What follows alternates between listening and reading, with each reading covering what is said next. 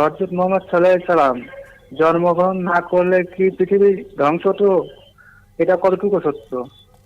জ্ঞান অর্জনের ক্ষেত্রে ইসলামে কোনো লিমিটেশন আছে কিনা, যে অতিরিক্ত ধরেন বিজ্ঞান কিংবা এসব সেক্টরে জ্ঞানের জন্য কোনো লিমিটেশন নেই। আমি জানি অতিরিক্ত জ্ঞান অর্জন মানুষকে নাস্তিকতার দিকে নিয়ে যেতে পারে, এরকম এক ধরনের একটা আশঙ্কা অনেক হুজুরি করে। ঠিক আছে, তো এটার কতটুকু, অথেন্টিসিটি কতটুকু?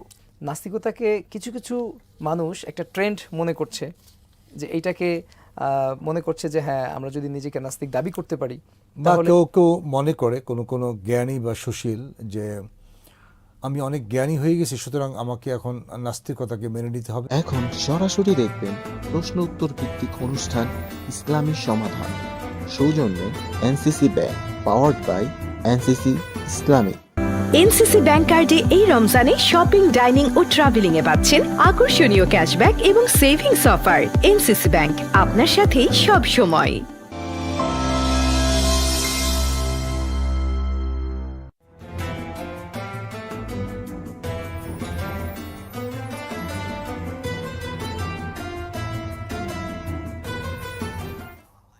বিসমিল্লাহির রহমানির রহিম, আলহামদুলিল্লাহি রাব্বিল আলামিন ওয়াল আকিবাতু লিল মুত্তাকিন ওয়াসসালাতু ওয়াসসালামু আলা সাইয়্যিদিনা মুহাম্মদ সাল্লাল্লাহু আলাইহি সাল্লাতু ওয়াসসালাম। প্রিয় দর্শক, আপনারা দেখছেন এনসিসি ব্যাংক নিবেদিত ইসলামী সমাধান, পাওয়ার বাই এনসিসি ইসলামিক। আমাদের প্রত্যাশা, আমাদের কামনা এই যে আপনারা রমজানের সিয়ামগুলো অত্যন্ত গাম্ভীর্যের সাথে এবং আল্লাহ প্রদত্ত যে নিয়ামত সেটিকে ভোগ করে আপনারা অতিবাহিত করছেন। প্রিয় দর্শক, এই মাসে অনেক কিছুই আল্লাহ তাআলা আমাদের জন্য রহমতের হিসাবে, প্রকৃতি হিসাবে অথবা বারাকা হিসাবে আমাদের জন্য ঢেলে দিয়েছেন। রমাদানটা আমাদের জন্য রহমত, সিয়াম রাখাটা আমাদের জন্য রহমত। এই মাসে যে কোরআন নাজিল হয়েছে বিশ্ব মানবতার মুক্তির মহাসনদ, সেটি আমাদের জন্য রহমত হিসাবে কাজ করছে।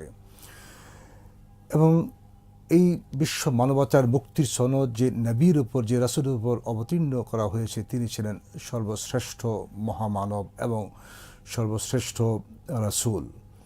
যে রাসূলের চারিত্রিক সার্টিফিকেশন স্বয়ং আল্লাহ তাআলা দিয়েছেন এভাবে, ইন্নাকা লা আলা খুলুকিন আযীম। অন্যত্র আল্লাহ তাআলা বলছেন, লাকাদ কানা লাকুম ফি রাসূলিল্লাহি উসওয়াতুন হাসানা।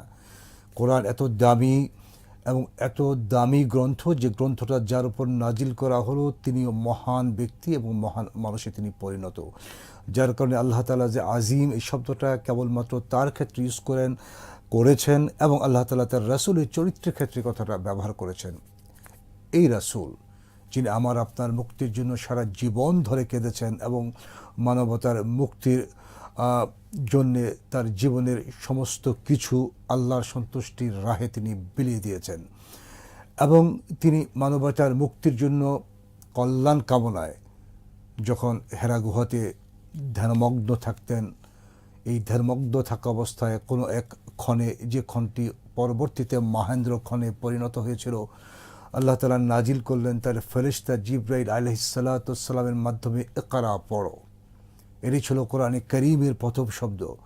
প্রথমে আল্লাহ তাআলা বলছেন পড়ো, এবং এই পড়ার হচ্ছে জ্ঞানের সাথে সম্পৃক্ত এবং নিবিড়ভাবে জড়িত।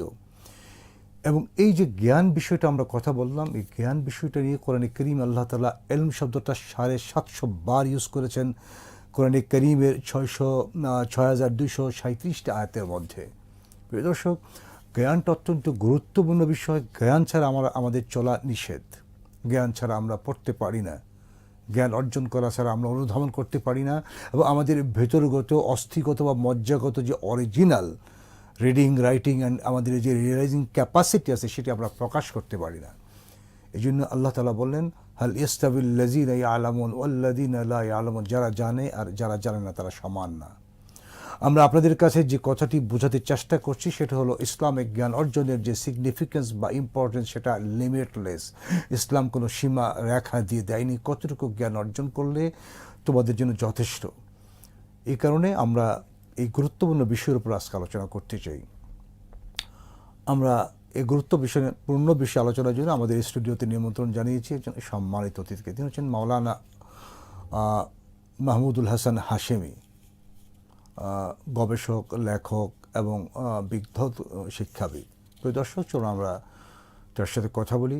ইসলামিক জ্ঞান অর্জনের গুরুত্ব কতটুকু, তার সীমারেখা কতটুকু, অথবা আদৌ কোনো সীমারেখা দেওয়া আছে কি না, ইসলাম কি বলে, আল্লাহ রাসূল কি বলেছেন, এবং এই ইসলামে যে জ্ঞানের গুরুত্ব দেওয়া হয়েছে তার উপর আমল করে মুসলিম সমাজ, মুসলিম কমিউনিটি কত দূর পর্যন্ত তাদের জয়যাত্রা প্রসারিত করতে পারলো, সেটিও আজকের আলোচনার বিষয়। প্রদর্শক, চলুন আমরা গুরুত্বপূর্ণ আলোচনা শুনি। আসসালামু আলাইকুম। ওয়ালাইকুম আসসালাম ওয়া রাহমাতুল্লাহ। ভালো আছেন? আলহামদুলিল্লাহ, আপনি কেমন আছেন? আলহামদুলিল্লাহ। মূল্যবান সময় ব্যয় করে আমাদের এখানে এসেছেন, আমাদের ডাকে আপনাকে আন্তরিক ধন্যবাদ জানাই। শুকরান। আমরা আর কথা না বাড়িয়ে আপনার কাছে শুনতে চাই জ্ঞানের ব্যাপারে ইসলামের বক্তব্য কত দূর প্রসারিত, অথবা ইসলাম কি বলে? জি, বিসমিল্লাহ, আলহামদুলিল্লাহ, ওয়াসসালাতু ওয়াসসালামু আলা রাসূলিল্লাহি ওয়া বা'দ। ফাকাদ ক্বালা আল্লাহু তাআলা ফি কালামিহিল মাজিদ, আউযু বিল্লাহি মিনাশ শাইতানির রাজীম, আলাইসা আল্লাহু বিআহকামিল হাকিমিন। চমৎকার এই আয়োজনে আপনার মাধ্যমে বাসি টিভির দর্শক মণ্ডলীকে স্বাগত জানাচ্ছি। দেখুন, আপনি যেমনটি বলছিলেন যে ইসলামের সূচনা হয়েছে ইকরা, পড়ো, পড়ার মধ্য দিয়ে ইসলামের সূচনা। ইসলাম সর্বতোভাবে এমন একটি রিলিজিয়ান, এমন একটি জীবন ব্যবস্থা যেটিকে মোকাম্মল নিজামে হায়াত বা একটা কমপ্লিট কোড অফ লাইফ আমরা বলতে পারি। যেই কমপ্লিট কোড অফ লাইফটি হচ্ছে মানুষকে মূলত জ্ঞান এবং বিজ্ঞানের চর্চার মধ্য দিয়ে মানুষকে সমৃদ্ধ হতে বলে, এবং মানুষের জীবনাচার, মানুষের জীবন ধারণের পদ্ধতি সব কিছুই নির্ধারণ করতে বলে জ্ঞান এবং বিজ্ঞানের মধ্য দিয়ে। আমরা ইসলামের শুরু থেকে যদি দেখি, রাসূল করিম সাল্লাল্লাহু আলাইহি ওয়াসাল্লাম তিনি অক্ষর জ্ঞান সম্পন্ন ছিলেন না, কিন্তু রাসূল করিম সাল্লাল্লাহু আলাইহি ওয়াসাল্লাম সবসময় জ্ঞান এবং জ্ঞানীকে উৎসাহিত করেছেন, সবসময় জ্ঞান অর্জনের প্রতি তিনি গুরুত্ব আরোপ করেছেন। তিনি মুসলমান জাতিকে জ্ঞান অর্জনের জন্য ফরজ করে দিয়েছেন, তলাবুল ইলমি ফরিদাতুন আলা কুল্লি মুসলিম, সমস্ত মুসলমানের উপর জ্ঞান অর্জন করা ফরজ। তো এই যে জ্ঞান, এই জ্ঞান অর্জনের ব্যাপারে পবিত্র কোরআন যখন ইকরা বলেছে, পড়ো, এবং এই পড়ার মধ্য দিয়ে কি পড়তে হবে, কতটুকু পড়তে হবে, সে সম্পর্কে বিস্তারিত বর্ণনা রাসূল করিম সাল্লাল্লাহু আলাইহি ওয়াসাল্লাম তার হাদিস গ্রন্থের মাধ্যমে আমরা কিন্তু তার কাছ থেকে জেনেছি এবং আমরা তার কাছ থেকে পেয়েছি। দেখুন, রাসূল করিম সাল্লাল্লাহু আলাইহি ওয়াসাল্লাম তার পুরো জীবনে যে সকল সাহাবায়ে কেরামদের তার সান্নিধ্য দিয়েছেন, তার মধ্যে হযরত আবু হুরায়রা রাদিয়াল্লাহু তাআলা আনহু, বিখ্যাত সাহাবী, ৭,২৭৫টি হাদিস সংগ্রহ করে যিনি সর্বাধিক হাদিস সংগ্রহের খাতায় যিনি নাম লিখিয়েছেন, এবং যার হাদিস সবচাইতে বেশি বুখারী শরীফে এবং মুসলিম শরীফে রয়েছে। তিনি জ্ঞান অর্জনের জন্য কি করতেন? দৈনন্দিন সমস্ত কার্যক্রমকে তিনি এক পাশে রেখে তিনি রাসূল করিম সাল্লাল্লাহু আলাইহি ওয়াসাল্লামের সেই দরবারে মসজিদে নববীতে পড়ে থাকতেন, এবং সেখানে আহলে সুফফা নামে একদল, সুফফা নামে সেখানে যে একটি কমিউনিটি গড়ে উঠেছিল, এবং সেই কমিউনিটিতে হযরত আবু হুরায়রা রাদিয়াল্লাহু তাআলা আনহু পড়ে থাকবার ফলে তিনি কিন্তু এমনও গেছে যে তিনি সারাদিনে খাবার খেতে পারছেন না, খেয়ে না খেয়ে জ্ঞান অর্জন করেছেন, ফলে তিনি অসুস্থ হয়ে পড়েছিলেন। তো এই যে জ্ঞান অর্জনের জন্য আল্লাহ রাসূল সাল্লাল্লাহু আলাইহি ওয়াসাল্লাম তার সাহাবাদেরকে উৎসাহিত করেছেন, এবং তিনি বলেছিলেন যে ফকিহুন ওয়াহিদুন আশাদ্দু আলা শাইতান মিন আলফি আবেদ, ১,০০০ আবেদের চাইতেও একজন জ্ঞানী লোক, একজন ফকিহ, একজন বিদগ্ধ পণ্ডিত যিনি ইসলাম সম্পর্কে জ্ঞান রাখেন, ধারণা রাখেন, তিনি ১,০০০ আবেদের চাইতেও শয়তানের কাছে বেশি শক্তিশালী। এবং বলা হয়েছে যে উতলুবুল ইলমা মিনাল মাহদি ইলাল লাহদ, দোলনা থেকে কবর পর্যন্ত তোমরা জ্ঞান অর্জন করো। সুতরাং ইসলাম আপাদমস্তক এমন একটি জীবন ব্যবস্থা, যে জীবন ব্যবস্থাটি মূলত দাঁড়িয়ে আছে জ্ঞানের উপরে, এবং জ্ঞান ভিত্তিক সমাজের কথা বলে, এবং জ্ঞান ভিত্তিক সমাজের কথা কিন্তু ইসলাম বলছে। এবং ইসলাম এখানে চমৎকারভাবে একটি জিনিস খেয়াল করুন, দেখুন, ইসলাম যে সমাজ ব্যবস্থার কথা বলছে, আপনি যেটি সমাজের কথা বললেন, একটি সমাজ গঠিত হয় কিছু পরিবারের মাধ্যমে, এবং এই যে পরিবার, এই পরিবার কিভাবে গঠিত হবে, সূরা লুকমানে, পবিত্র কোরআনে কিন্তু আল্লাহ রাব্বুল আলামিন হযরত লোকমান আলাইহিস সালামের মাধ্যমে তার সন্তানকে যে উপদেশগুলো দেওয়া হয়েছিল, ইয়া বুনাইয়া লা তুশরিক বিল্লাহ, এই যে স্লোগানের মাধ্যমে, এই যে আহ্বান, সম্বোধন, ইয়া বুনাইয়া, এভাবে করে তিনি অনেকগুলো আহ্বান তার সন্তানকে রেখেছেন। এবং এটা ছিল পৃথিবীর সকল বাবা কর্তৃক তার সন্তানকে যত উপদেশ দেওয়া হয়েছে হবে তার মধ্যে সর্বশ্রেষ্ঠ উপদেশ, সর্বশ্রেষ্ঠ উপদেশ। এই উপদেশটা দেওয়ার মধ্য দিয়ে আমরা কি শিখতে পাই? যে একটি সমাজ ব্যবস্থা, একটি পরিবার ব্যবস্থা কিভাবে গড়ে উঠবে, এবং সেই ব্যবস্থাপত্রটি গড়ে উঠবার পেছনে পরিবারের ভূমিকা কি রয়েছে, বাবা মায়ের ভূমিকা কি আছে, সন্তানের ভূমিকা কি আছে। আমরা কিছুদিন পরে দেখব, যখন ঈদুল আজহা আসবে, তখন সেখানে দেখা যায় হযরত ইব্রাহিম আলাইহিস সালাম এবং হযরত ইসমাইল আলাইহিস সালামের মধ্যে যে কথোপকথন, চমৎকার ফ্যান্টাস্টিক কথোপকথন, এবং সেখানে একজন সন্তানের ভূমিকা কি তার বাবা মায়ের প্রতি, এই ব্যাপারে কিন্তু পবিত্র কোরআন শিক্ষা দিয়েছে। হযরত ইসমাইল আলাইহিস সালাম খুব চমৎকার করে বলেছিলেন যে আপনি আমাকে ধৈর্যশীলদের মধ্য থেকে পাবেন, ফাফআল মা তুমার, ফাফআল মা তুমার, যা আদেশ করা হয়েছে আপনি সেটাই করুন। তার মানে তিনি কিন্তু কি করেন নাই, বাবার যে হুকুম, আর্গুমেন্ট, কোনো আর্গুমেন্টে যান নাই। যেটা হচ্ছে ইসলাম। তো ইসলামের এই পুরো বেসিকটা কিন্তু জ্ঞানের উপরে নির্ভর করছে, এবং এই জ্ঞানের এই যে ধারাবাহিকতা, এই ধারাবাহিকতাটা কিন্তু হযরতে মুহাম্মদুর রাসূলুল্লাহ সাল্লাল্লাহু আলাইহি ওয়াসাল্লাম পরবর্তী সময়ে আমরা দেখি ইসলামের যে চারজন খলিফা রয়েছেন, আবু বকর রাদিয়াল্লাহু তাআলা আনহু থেকে শুরু করে হযরত আলী রাদিয়াল্লাহু তাআলা আনহু, ইনফ্যাক্ট এবং ইসলামের ইতিহাসে পঞ্চম খলিফা যাকে বলা হয় ওমর ইবনে আব্দুল আজিজ, এই পর্যন্ত প্রত্যেকজন খলিফা কিন্তু জ্ঞানকে ধারণ করেছেন, পৃষ্ঠপোষণ করেছেন। এবং আল্লাহ রাসূল তো বলতেন যে আনা মাদিনাতুল ইলমি ওয়া আলিয়ুন ওয়ালিয়ুন বাবুহা, যে আমি হচ্ছি জ্ঞানের শহর এবং আলী রাদিয়াল্লাহু তাআলা আনহু হচ্ছেন তার দরজা। তার মানে তিনি কিন্তু, আপনি দেওয়ানে আলী নামে নিশ্চয়ই গ্রন্থটির নাম শুনেছেন। হযরতে আলী রাদিয়াল্লাহু তাআলা আনহু তার আরবি সাহিত্যে তার ব্যাপক পাণ্ডিত্য ছিল এবং তিনি সাহিত্য চর্চা করতেন। শুধু তাই নয়, রাসূল করিম সাল্লাল্লাহু আলাইহি ওয়াসাল্লামের এই যে যখন ওহী নাজিল হতো, তার 42 জন কাতিবে ওহী ছিল যারা ওহী লিখে রাখতেন। দেখুন তৎকালীন যে সমাজ ব্যবস্থা, সেখানে খাতা ছিল না, কলম ছিল না ঠিকমতো, এরকম একটি সোসাইটিতে থেকেও তারা কিন্তু পবিত্র কোরআনকে লিখে রেখেছেন। তাহলে এই যে জ্ঞান বিজ্ঞানের যে চর্চাটা তারা সেখান থেকে শুরু করেছিলেন, বিভিন্ন বস্তুর উপরে, কখনো চামড়ার উপরে, কখনো পাথরের উপরে, বিভিন্ন বস্তুর উপর খোদাই করে করে তারা কিন্তু পবিত্র কোরআনকে লিখে রেখেছেন। রাসূল করিম সাল্লাল্লাহু আলাইহি ওয়াসাল্লামের হাদিস এটা প্রণিধানযোগ্য যে কাগজ না থাকলেও তারা লিখতেন এবং তারা লেখাপড়া জানতেন। এক্স্যাক্টলি। ছোট্ট একটা কল এসেছে, আমরা কলটা রিসিভ করি। কে বলছেন প্লিজ? আমি ঢাকা থেকে বলছি, আমার একটা কোশ্চেন ছিল। জি বলেন। আমাদের নবী হযরত মুহাম্মদ সাল্লাল্লাহু আলাইহি সাল্লাম জন্মগ্রহণ না করলে কি পৃথিবী ধ্বংস হতো? এটা কতটুকু সত্য? রাসূল জন্মগ্রহণ না করলে পৃথিবী কি ধ্বংস হতো না সৃষ্টি হতো? কথাটা মানে কি পৃথিবীকে সৃষ্টি করা হতো না? জি জি, সম্মানিত অতিথি। জি, এখন এটি কথা আছে যে লাউলাকা লামা খলাকতুল আফলাক, যে হে নবী আপনি যদি না হতেন তাহলে আমি এই পৃথিবীকে সৃষ্টি করতাম না। কিন্তু এটার কোনো ভিত্তি নেই, সনদ। জি, অনেকেই বলে, আমাদের যারা মুহাদ্দিসিন কেরাম আছেন তারা বলেন যে এটা জাল বা এর কোনো ভিত্তি নেই। জি জি জি, আমি সেটাই বলছিলাম যে এই কথার মাধ্যমে মূলত রাসূল করিম সাল্লাল্লাহু আলাইহি ওয়াসাল্লামের প্রতি আল্লাহ রাব্বুল আলামিনের যে একটি স্নেহ বা তার প্রতি যে আল্লাহ তাআলার ভালোবাসা, সেটি প্রমাণ করতে গিয়ে অনেকে এই কথাটি বলে থাকেন। বাট এই কথাটি ইসলামে অনেক ক্ষেত্রে অতিরঞ্জিত করা হয়, অনেক ক্ষেত্রে বাড়াবাড়ি করা হয়। জি জি জি, পৃথিবীর সৃষ্টি হোক আর না হোক এটা তো আমাদের পার্ট না, এটা আল্লাহ তাআলার পার্ট। সঠিক। আল্লাহ তাআলা পৃথিবী সৃষ্টি করেছেন, কেন সৃষ্টি করেছেন সেটা আল্লাহ তাআলা অনেকবারই আমাদেরকে বারবার স্মরণ করে দিয়েছেন। পৃথিবীর সৃষ্টির সাথে আল্লাহ রাসূলের সৃষ্টির আমি মনে করি কোনো সম্পর্ক নেই, বরং এটা হচ্ছে আল্লাহ তাআলা তার যে নিজাম, তার বাণী মানুষদের কাছে পৌঁছাবেন নবী রাসূলদের মাধ্যমে, এবং সেখানে একজন হচ্ছেন মুহাম্মদুর রাসূলুল্লাহ সাল্লাল্লাহু আলাইহি ওয়াসাল্লাম, এবং তিনি সর্বশেষ নবী, সর্বশ্রেষ্ঠ নবী। নিঃসন্দেহে এই কথার দ্বারা তার মর্যাদা বাড়বেও না, কমবেও না। সঠিক।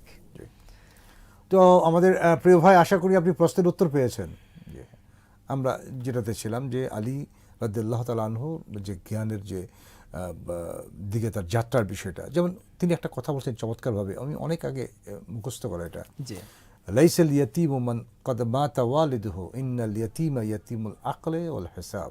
সুবহানাল্লাহ। যার পিতা মাতা মারা গেল সে আসলে এতিম না, এতিম ওই ব্যক্তি যার এলেম নেই অথবা যার জ্ঞান নেই। সঠিক। কিন্তু এই যে আমাদের সাহাবাই কেরাম এত দুর্নিবার তাদের পথযাত্রা ছিল বা যাত্রা ছিল জ্ঞান অন্বেষণে, সেই মুসলিম সমাজ তো আজও আছে, এবং সাহাবাই কেরামদের সেই অন্বেষণে যে পথযাত্রা, সেদিকে মুসলমানদের যাত্রা ছিল প্রায় 700 থেকে 800 বৎসর, শতাব্দী। এতগুলো বৎসর মুসলমানরা পৃথিবী জুড়ে রাজত্ব করেছে এবং জ্ঞান আর বিজ্ঞানের চরম উন্নতির পানে তাদের যাত্রা ছিল ধাবিত। আমরা ইবনে সিনার কথা বলি, আল কাইমের কথা বলি, অথবা আবু রুশদের কথা বলি, এবং স্কুল অফ থটসগুলোর আমরা কথা বলি। মানে বিস্তীর্ণ যাত্রা ছিল জ্ঞান বিজ্ঞানের সকল শাখা এবং প্রশাখায়, এবং মুসলমানরা কেবলমাত্র ইবাদতে তাদের সময়টাকে আমি বলবো যে নিবদ্ধ করে রাখেনি। আমাদের এই বর্তমান সোসাইটিতে একটা জিনিস বিরাজ করে, আমি ইবাদতে নিমগ্ন থাকি, জিকিরে আমার নিজকে আমি ব্যস্ত রাখি। বাট আল্লাহ রাসূল যে কথাটা বলছেন, আপনি যে কথাটা বললেন যে কোনো কিছু আবিষ্কার করা মানব কল্যাণে, মানবের তরে, বা ইস্তেহাত করে কোনো কিছু বের করা, এর সওয়াব সারা রাত জুড়ে নফল নামাজ পড়ার চেয়েও কিন্তু কম না। তো আমরা ওই দিকটা না যে কেবল এই দিকটায় কেন সীমাবদ্ধ থাকলাম? না, এখানে একটা ব্যাপার খেয়াল করুন যে ইবাদত বলতে আমরা আসলে আনুষ্ঠানিক যে ইবাদতগুলো রয়েছে, ফর্মাল ইবাদত, আমরা সেটাকেই শুধু ইবাদত মনে করছি। লেটস সে সেটা নামাজ, সিয়াম, যাকা, এগুলোকে বাকি আমরা অংশটা আমরা শুনবো একটা বিরতির পরে। জি প্রিয় দর্শক, আপনারা দেখছেন এনসিসি ব্যাংক নিবেদিত ইসলামী সমাধান, পাওয়ার্ড বাই এনসিসি ইসলামিক। আমরা ছোট্ট একটা বিরতিতে যাব, আমাদের সাথেই থাকুন, আমরা ফিরে আসছি ইনশাআল্লাহ।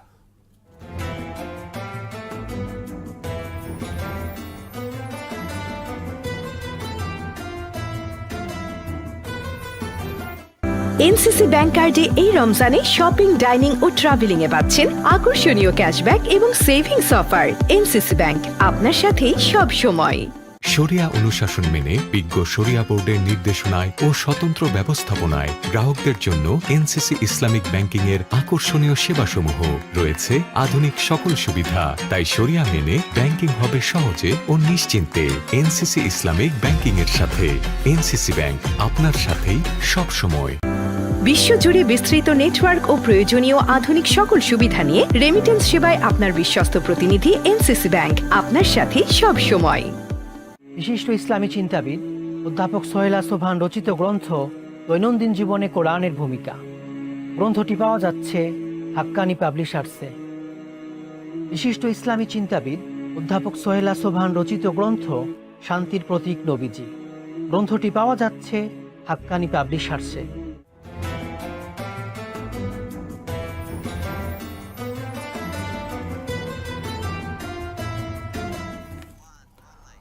বিরতির পর আবার আপনাদের স্বাগত জানাই এনসিসি ব্যাংক নিবেদিত ইসলামী সমাধান, পাওয়ার্ড বাই এনসিসি ইসলামিক। প্রিয় দর্শক, দারুণ আলোচনা চলছে এলেম অর্জন ইসলাম কি কথা বলে তার উপর। চলুন আমরা আলোচনায় ফিরে যাই। জি মোহতারাম, আপনি যেমনটি বলছিলেন। জি বলছিলাম যে এবাদতকে সাধারণত আমরা আনুষ্ঠানিক কিছু কর্মকাণ্ডের মধ্যে সীমাবদ্ধ রেখেছি, বাট আল্লাহ রাব্বুল আলামিন কিন্তু বলছেন ওমা খালাকতুল জিন্না ওয়াল ইনসা ইল্লা লিয়াবুদুন, ইবাদত করবার জন্যই শুধু সৃষ্টি করা হয়েছে। তাহলে এই ব্যাপারটা খেয়াল করুন, আমাদের দিনে আমরা যদি 24 ঘন্টা সময় আমাদের প্রতিটি দিনে যদি থাকে, তাহলে আল্লাহ তো বলছেন যে আমি শুধু ইবাদত করার জন্যই সৃষ্টি করেছি। তার মানে কি 24 ঘন্টায় আমাকে শুধু নামাজ পড়তে হবে, রোজা রাখতে হবে, যাকাত দিতে হবে, আর কোনো দৈনন্দিন কোনো কাজ করা যাবে না? অবশ্যই যাবে।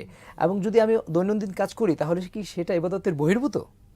নো, এটা কিন্তু ইবাদতের বহির্ভূত নয়, বরং আমার খাওয়া, আমার পড়া, আমার ঘুম, আমার স্টাডি করা সবকিছু কিন্তু ইবাদতের মধ্যে অন্তর্ভুক্ত। সুতরাং আমাকে এমন একটা পলিসি মেনটেন করতে হবে যে পলিসিতে চললে পরে আমার খাওয়াটা ইবাদত হয়। আল্লাহ রাসূল বলছেন সাম্মিল্লাহ, খাওয়ার শুরুতে কি করো? বিসমিল্লাহ বলো। ওয়াকুল মিম্মা ইয়ালিক, এবং সামনের জায়গা থেকে খাও। ইভেন আমরা যে ওয়াশরুমে ঢুকি, যখন দোয়া পরে ঢুকি, ওখানে গিয়ে কিন্তু ইবাদত করার কিচ্ছু নাই। জি, জাস্ট প্রত্যেকে তার ন্যাচারাল যে হাজতটা সেটা সারে, জি, আবার বের হয়ে যদি আবার দোয়াটা পড়ি, আমার ওই ভেতরে থাকাটা কিন্তু ইবাদত হয়ে গেল, আমার ঘুমটাও ইবাদত হয়ে যাচ্ছে। তো এইটা হচ্ছে কমপ্লিট কোড অফ লাইফ কেন বলা হচ্ছে, যে আমার প্রত্যেকটা কাজ, প্রত্যেকটা অ্যাক্টিভিটিস, কর্মকাণ্ড কিন্তু ইবাদত হয়ে যাচ্ছে। তো এইটা যদি আমরা মেনটেন করি তাহলে আমরা দেখব যে ইসলাম আসলে শুধুমাত্র আনুষ্ঠানিক কয়েকটা কর্মকাণ্ড, সালাহ, সিয়াম, এটা ইবাদত এর মধ্যে সীমাবদ্ধ নয়, বরং আমার পুরো জীবন ব্যবস্থাটাই, পুরো কর্মকাণ্ড। জ্ঞান অর্জন করাটা আমাদের জন্য কতটুকু ফরজ বা কতটুকু ওয়াজিব বা সুন্নাহ? আচ্ছা, এখানে যদি আমরা নির্ধারণ করতে চাই যে কতটুকু, তাহলে বলবো যে কিছু দৈনন্দিন কর্মকাণ্ডের জন্য কিছু জ্ঞান প্রত্যেকের উপরে অর্জন করা ফরজে আইন। যেমন প্রতিদিন আমার উপরে অবশ্য কর্তব্য কি এমন আমল রয়েছে যেটা আমাকে করতেই হবে।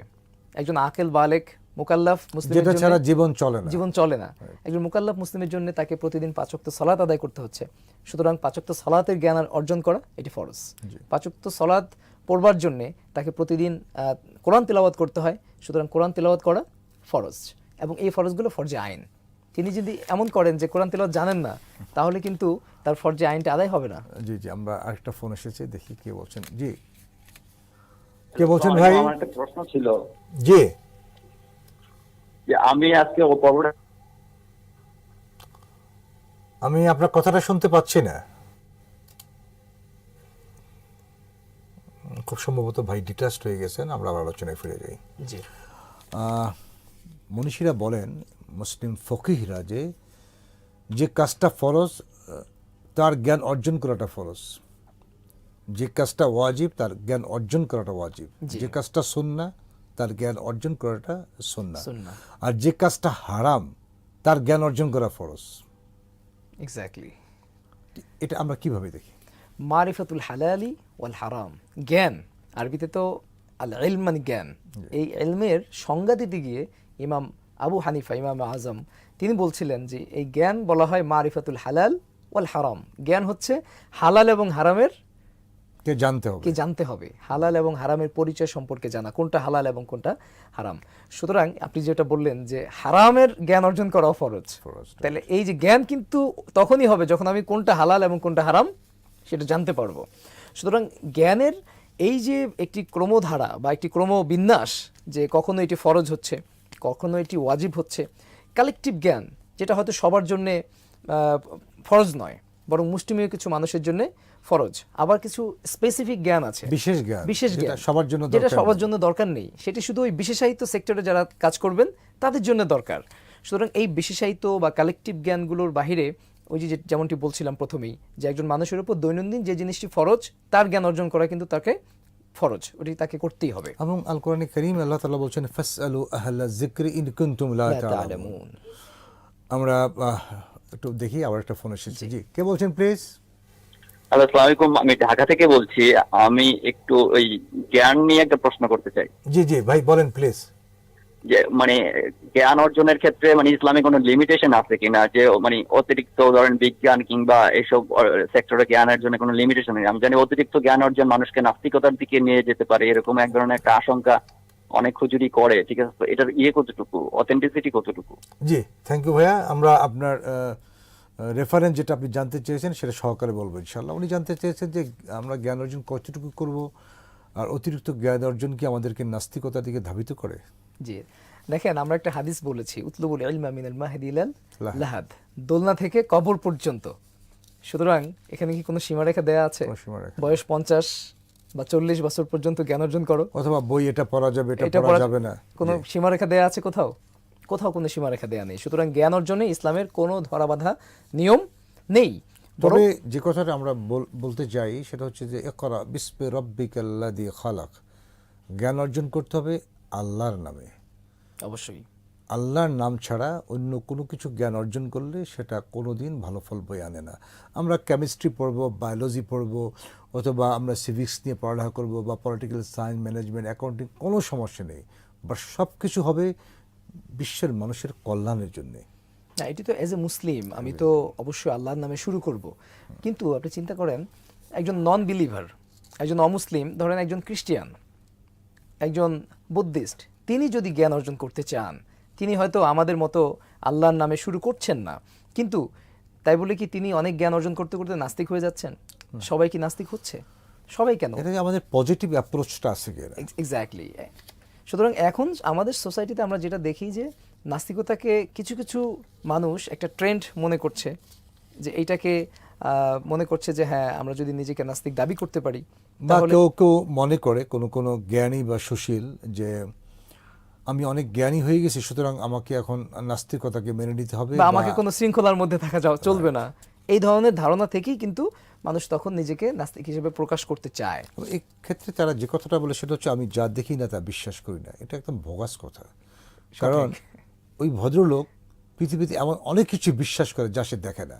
তার দৈনন্দিন জীবনের সাথেই তো এমন কিছু Right, আছে যেগুলো সে কেবলমাত্র দেখে না। আল্লাহ সম্পর্কিত, ইসলাম সম্পর্কিত কোনো বিষয় আসলে সেখানে মানে সশরীরে বা সত্তা জাতীয় কোনো কিছু খোঁজার চেষ্টা করেন, এবং ডেফিনেটলি সেখানে তো একজন প্রকৃত সত্তা নিহিত আছে, কিন্তু এটা তো তার ক্ষমতার বাইরে তাকে দেখা।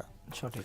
আমি একটা উদাহরণ দিই সবসময়, যে ধরে নিলাম আমি বঙ্গভবনের পাশ দিয়ে যাচ্ছি, আমি বঙ্গভবনের দরজায় গিয়ে বললাম যে আমি রাষ্ট্রপতির সাথে দেখা করতে চাই, মহামান্য রাষ্ট্রপতি। তারা বলল যে না, তুমি দেখা করতে পারবা না, কারণ তোমার কোনো অ্যাপয়েন্টমেন্ট নেই, অথবা তোমার কোনো যোগ্যতা নেই, তুমি এই লাইনে ক্যাপাবল না তার সাথে দেখা করার জন্য, অথবা তুমি এলিজিবল পার্সন না। জি।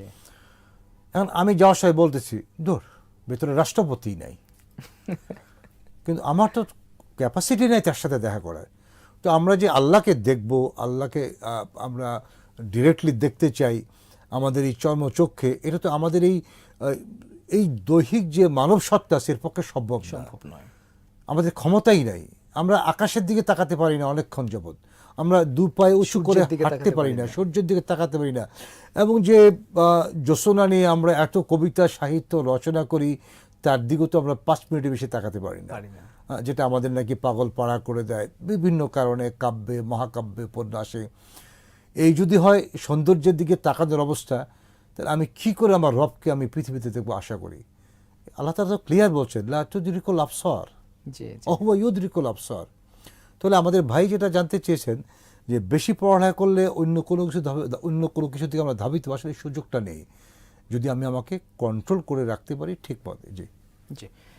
তো আপনি যেটা বলছিলেন যে জ্ঞান, এই যে জ্ঞানের ধারাবাহিকতা বা জ্ঞানের উৎকর্ষ, তা আমি এই ব্যাপারে যদি বলি, আমরা তো খোলাফায়ে রাশিদার পর্যন্ত কথা বলছিলাম, যে খোলাফায়ে রাশিদার পরে ইসলামী শাসনামলে যখন উমাইয়া শাসনামল শুরু হলো এবং এরপরে ধারাবাহিকভাবে আব্বাসি এবং একে একে বিভিন্ন খেলাফত ব্যবস্থা তখন ছিল, প্রত্যেকটা খেলাফত ব্যবস্থাতেই কিন্তু জ্ঞান এবং বিজ্ঞানকে উৎসাহিত করা হয়েছে। এবং প্রত্যেকটা সময়ে আমরা দেখি যে সেখানে বিভিন্ন শাস্ত্রের জ্ঞান সেখানে চর্চা করা হয়েছে, কখনো ভিন্ন ভাষা থেকে জ্ঞানকে আমদানি করা হয়েছে এবং সেটা আরবি ভাষায় বা নিজ নিজ ভাষায় অনুবাদ করে তখন মুসলমানদের মধ্যে সেই জ্ঞানকে ছড়িয়ে দেওয়া হয়েছে, কখনো নতুন নতুন জ্ঞান সৃষ্টি করা হয়েছে। আমরা খলিফাগণ যে কোনো প্রয়োজনে রাষ্ট্রের আলেমদেরকে ডেকে আনতেন পরামর্শ করার জন্য। এক্স্যাক্টলি এই ঘটনাটা কিন্তু আমরা আমাদের ইসলামিক শাসনামলের খলিফাদেরকে দেখি যে তারা যে কোনো সময় রাষ্ট্রের আলেমদের কাছে শুধু ডেকে আনতেন না, প্রয়োজনে তারা নিজেরাও রাষ্ট্রের আলেমদের কাছে চলে যেতেন এবং তাদের কাছ থেকে মূল্যবান পরামর্শ নিয়ে আসতেন। তো এইটা ছিল সেই সময়কালীন অবস্থা। আপনি দেখুন আব্বাসি আমলে, এটা 225 শতকের দিকে হবে, সেখানে আমরা দেখি যে খলিফা মামুন তিনি 225 শতক মানে 225 হিজরি 225 হিজরির দিকে তিনি সেখানে বাইতুল হিকমা নামে একটি জ্ঞানাগার তৈরি করেছিলেন। সেখানে একটি গণপাঠাগার ছিল, সেখানে একটি জ্ঞানের মানমন্দির ছিল, 40 লক্ষ বইয়ের সম্মিলনে সেখানে একটি পাঠাগার তৈরি করা যেটা হয়েছিল। আজকের দিনে আমরা একটা একটা উচ্চ লেভেলের ইউনিভার্সিটি বলতে পারি। শুধু ইউনিভার্সিটি বললে আমি মনে করি কম হবে, 40 লক্ষ বই সেই বাইতুল হিকমায় সেখানে ছিল। তো এই যে জ্ঞানকে উৎসাহিত করা, জ্ঞানকে প্রমোট করার তাদের যে বিভিন্ন রকমের প্রচেষ্টা কর্মসূচি ছিল, এর ফলেই কিন্তু আমরা দেখেছি বিভিন্ন সময়ে মুসা আল খাওয়ারিজমির মতো গণিতবিদ তৈরি হয়েছে, ইমাম আবু আলী ইবনে সিনার মতো চিকিৎসা বিজ্ঞানী তৈরি হয়েছে, বুরহানুল হক আল বিরুনির মতো সেখানে জ্যোতির্বিজ্ঞানী তৈরি হয়েছে। এবং যে আলী ইবনে সিনা, আমি একটু পড়ালেখা করে বলতেছি, অথবা যে তার অনেক কিছুই নাকি এখনো আমরা বের করতে পারিনি সূত্রগুলো, যে কি তিনি দিয়ে গেলেন ইবনে সিনা। না দেখুন, তিনি চিকিৎসা বিজ্ঞানে, আপনি ঠিকই বলেছেন, চিকিৎসা বিজ্ঞানে তার যে বিশ্ববিখ্যাত গ্রন্থ আল কানুন ফি তিব, যেটিকে ইংরেজিতে কানুন বলা হয়, এই কানুন ফি তিব গ্রন্থটিকে, এটিকে ডক্টর ওসলার তিনি চিকিৎসা শাস্ত্রের বাইবেল হিসেবে এটিকে অভিহিত করে থাকেন। এবং বলা হয় যে 1700 থেকে ত্রয়োদশ শতাব্দী থেকে সপ্তদশ শতাব্দী পর্যন্ত এই 400 বছরে এই আল কানুন ফি তিব ছিল চিকিৎসা বিজ্ঞানের প্রাইম কনটেক্সট এবং একমাত্র টেক্সট বুক আল কানুন ফি তিব, যেটি ইবনে সিনার লেখা, যিনি মাত্র 10 বছর বয়সে পবিত্র কোরআন হিফজ করেছিলেন। তো এই যে চিকিৎসা বিজ্ঞান নিয়ে শুধু মানে ইবনে সিনা কেন, আল রাজি কি করেছেন, শল্য চিকিৎসায় আল রাজি যে ভূমিকা রেখেছেন, এবং আল মানসুরি নামক একটি গ্রন্থের মাধ্যমে, 10 খণ্ডের একটা বই আল মানসুরি, তিনি এই গ্রন্থের মাধ্যমে শল্য চিকিৎসাকে যেভাবে প্রমাণিত করেছেন এবং প্রায়োগিকভাবে এটির প্রমাণ তিনি যেভাবে ঘটিয়েছেন, সেটি কিন্তু তৎকালীন সময়ের সবচেয়ে বড় যে চিকিৎসক সমাজ ছিল, গ্রিক চিকিৎসক যারা, তাদেরকেও পরাজিত করেছিলেন তিনি।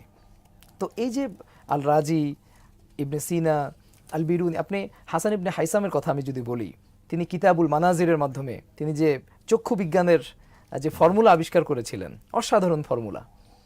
সো এই যে ওই সময়টাতে আমরা ইসলামের ইতিহাসের এই খেলাফতগুলোতে আমরা যদি দেখি, তাহলে সেখানে দেখব যে জ্ঞান বিজ্ঞানকে মুসলমানরা যেইভাবে তার উৎকর্ষের শীর্ষ জায়গায় নিয়ে গিয়েছিলেন, সে কারণে এখনো পর্যন্ত আমরা কিন্তু সেখান থেকে জ্ঞান আহরণ করি। শুধু আমরা না, আধুনিক ইউরোপ, সমাজ উপকৃত, হ্যাঁ, পুরো বিশ্ব উপকৃত হয়েছে। এবং আধুনিক ইউরোপ কিন্তু মুসলমানদের সেই জ্ঞানকে, তারা সেখান থেকে জ্ঞানকে, আমি বলবো যে হয়তো চুরি করা বললে শব্দটা অসুন্দর শোনা যায়, কিন্তু তারা সেখান থেকে জ্ঞান আহরণ করে তারা আজকে সারা পৃথিবীতে খবরদারি করছে। পুরো জ্ঞানটা এবং কিন্তু এই তারা আমাদের জ্ঞানের মুসলিমদের থেকে নিয়েছে। রাজত্ব দিয়ে মুসলমানরা সারা বিশ্বকে রাজত্ব করেছে কোনো এক সময় এবং এবং ভালোভাবে। স্পেনে আপনি ইতিহাসে নিশ্চয়ই পড়েছেন যে স্পেনের কর্ডোভাতে যখন মুসলিম সোসাইটিগুলো, মুসলিম মসজিদগুলোকে যখন আগুন লাগিয়ে দেওয়া হয়েছিল, তখন সেখানে আমরা দেখেছি যে সেখানে দজলা ফোরাতের বা সেখানে পানি কালো সেই হয়ে নদীর যাওয়া। পানিগুলো কালো হয়ে আপনি গিয়েছিল। চমৎকার আলোচনা করছেন, শুনলে আরো ভালো লাগতো, বাট সময় বাধা। আপনাকে ধন্যবাদ। জি, আপনাকে এবং আপনার দর্শকদেরকেও শুকরিয়া। প্রিয় দর্শক, আমরা জ্ঞান এবং জ্ঞান নিয়ে অনেক আলোচনা শুনছিলাম। আমরা যে কথাটুকু আপনাদেরকে বোঝানোর চেষ্টা করেছি সেটি হচ্ছে যে সারা জীবন ধরে পড়ালেখা করে যেতে হবে, এর কোনো বিকল্প রাস্তা নেই। এবং যে জাতি যত শিক্ষিত সে জাতি তত সমৃদ্ধ। আমরা এবাদতের নামে যাই করি না কেন, নামাজ পড়ি, রোজা রাখি, হজ করি, সব কিছু ওকে, ডেফিনেটলি ওগুলো করতে হবে। কিন্তু আপনি যদি পৃথিবীতে আল্লাহর রাজত্ব প্রতিষ্ঠা করতে চান, পৃথিবীতে যদি মানুষের কল্যাণ করতে চান এবং জনমানুষের কল্যাণে যদি আপনার সারা জীবনকে আপনি ব্যয় করতে চান, যেমনটি কোরআন বলে, ইন্না সলাতি ওয়া নুসুকি ওয়া মাহইয়ায়া ওয়া মামাতি লিল্লাহি রাব্বিল আলামিন। একজন মুসলিম জীবনের সমস্ত সময়, সমস্ত কোরবানি, সব কিছুই একমাত্র আল্লাহ তাআলার সন্তুষ্টির জন্যে।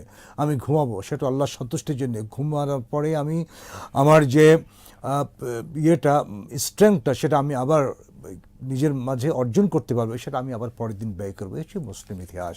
সুতরাং আমরা ঘুমাই, আমরা পরিশ্রম করি, সাঁতার কাটি, ফুটবল খেলি, এভরিথিং সব কিছুই হবে আমাদের আল্লাহর সন্তুষ্টির জন্যে এবং জনমানুষের কল্যাণের জন্যে। এতেই মানবতা শান্তি পাবে, পৃথিবীতে শান্তির শত পতাকা পথ করে উঠতে থাকবে, যেমনটি উঠেছিল খোলাফায়ে রাশেদের আমলে, যেমনটি উঠেছিল মুসলিম সাম্রাজ্যের স্বর্ণযুগে। প্রিয় দর্শক, চলুন আমরা জ্ঞান অর্জন করি। আর এই জ্ঞানের যে আকর সেটি হচ্ছে আল কোরআনুল কারীম।